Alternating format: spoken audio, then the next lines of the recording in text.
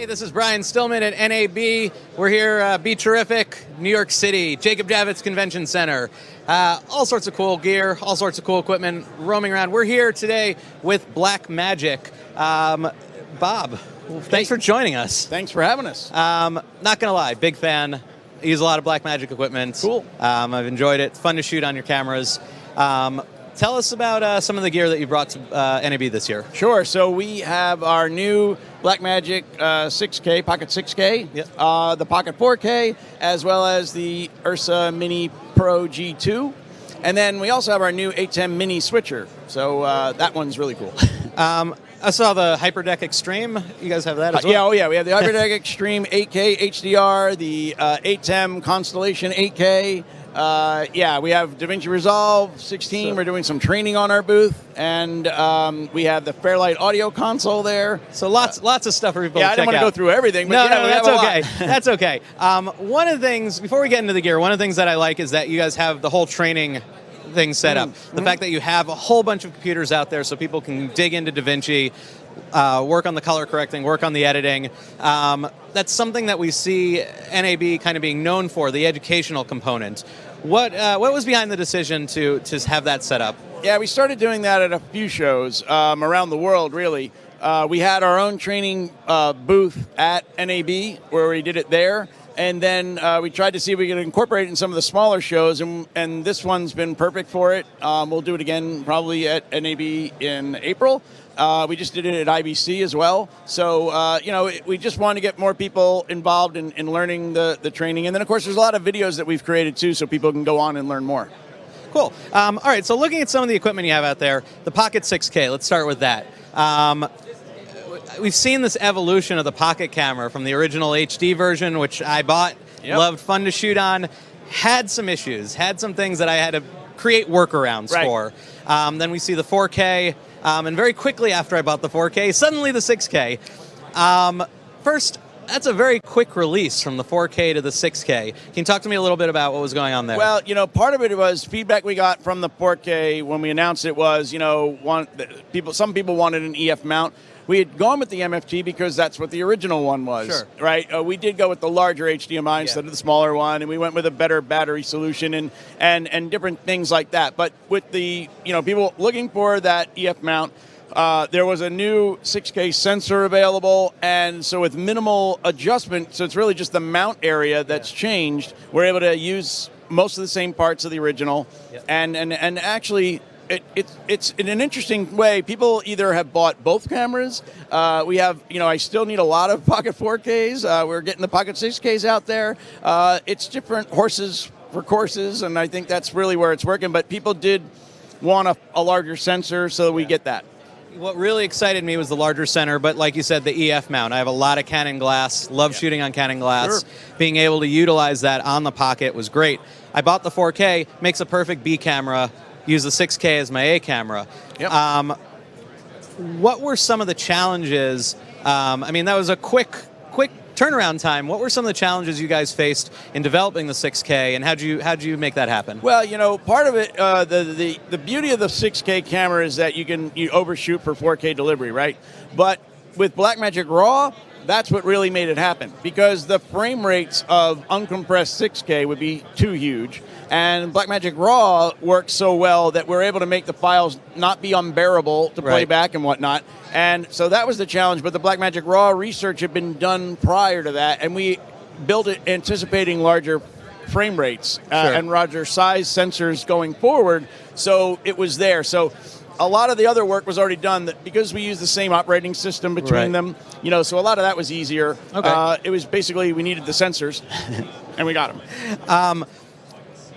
A lot of the early feedback in the original Pocket had to do with battery life. I know when I got the 4K, I still really felt the need to get a battery solution. At what point do you stop worrying about trying to get a small battery into this camera and just go for something that has Right, so we have a new battery grip coming that mounts on the bottom and gives you more power with the larger Sony battery. So that's going to be in there, and that we built that because one of the things is you can plug in an SSD drive. Yeah. Well, that sucks more power. Yeah. The new 6K sensor needs a little more power, Sure. so we built that battery grip. We haven't started shipping yet, but we should be soon, and that will help us with that part. So yeah, I think that we have some flexibility. We also built a kit of cables that you can use to get into the side to adapt to DTAP, things like that. And that's what I'm using. Yep. I love the USB out to run an SSD drive.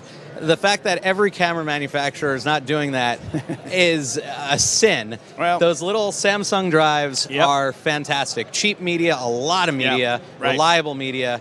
I thought that was a fantastic feature on the 4K and the 6K, along with all the other... It's on the G2, and then it's actually, we have new Video Assist 4K 12G HDRs that are coming out, Really? And they also have that, so that instead of recording to the SD cards, you can record to... So, yeah. It's just such an economical solution. They're really great cameras for all the applications, but for independent filmmakers who might be on tight budgets, it really is a great way to go. All right, talk to me about the ATEM Mini.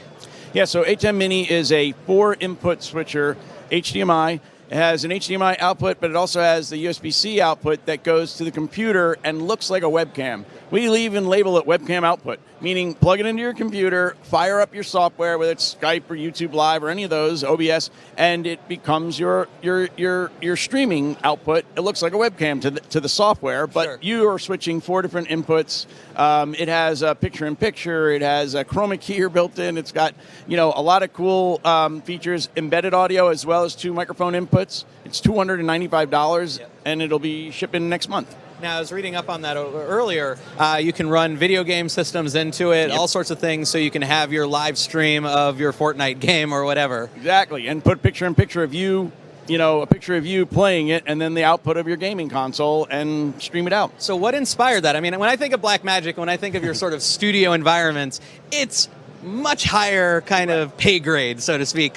What inspired you to do something that's a little more consumer friendly? No, you're not consumer, but podcast or video cast or stuff like that. It's more in that online, social media space. Yeah. But there are future customers too. But even what we're finding is that there are uses by our established customers. They're like, oh, actually, that would be good for that little thing we take on the road, and where we need a small setup, and we only needed to switch between 2 cameras, and we want to stream it live, and so it's all built into that. We had a web presenter, which was a streaming product, and it did really well, but this is actually built into it, and it does 1080p out, so it's really just growing along those lines, and I think that it's bringing new people to Blackmagic because gamers and things like that, but also the established companies are like, well, we could use that in certain areas. Well, here we are. We've got 3 cameras. We send them out through 3 live view packs. They go back to our studio where we have a full switching rig.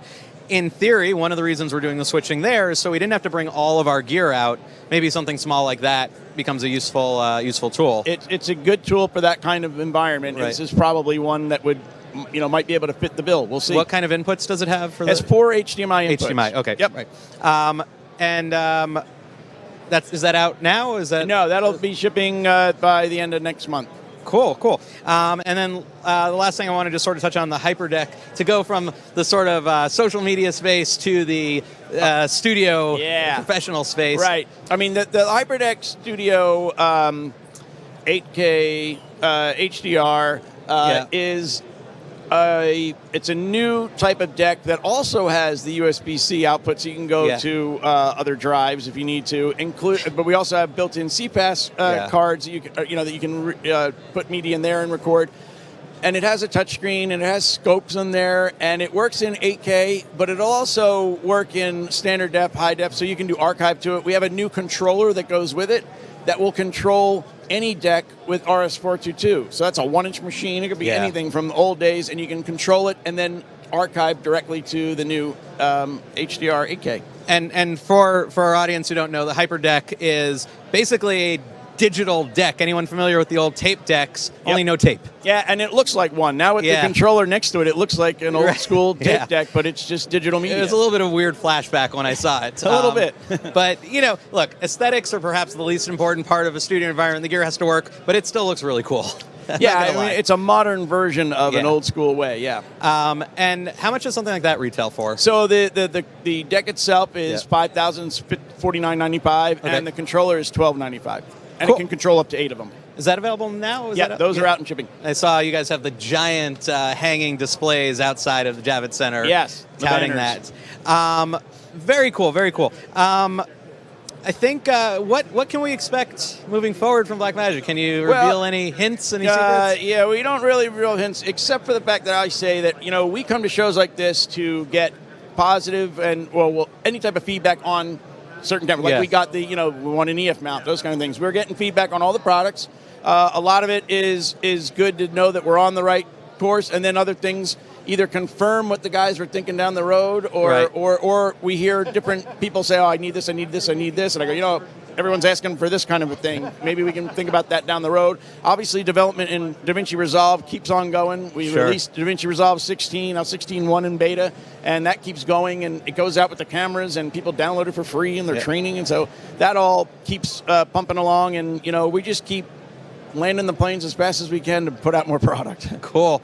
Well, thank you so much for stopping by. It was great talking to you. Thank you. I'm Brian Stillman. I'm here with BeTerrific. We're at NAB 2019 in New York. Check us out on BeTerrific.com. We've got more stuff coming to you all day. And check out BeTerrific.tech to learn about our agility quadricep. The display panels, well, you can't see them from here, but they're all around us at our booth at NAB. They're flexible, they're lightweight, they're affordable, great display solutions. We'll have more coverage for you throughout the day. Stick around.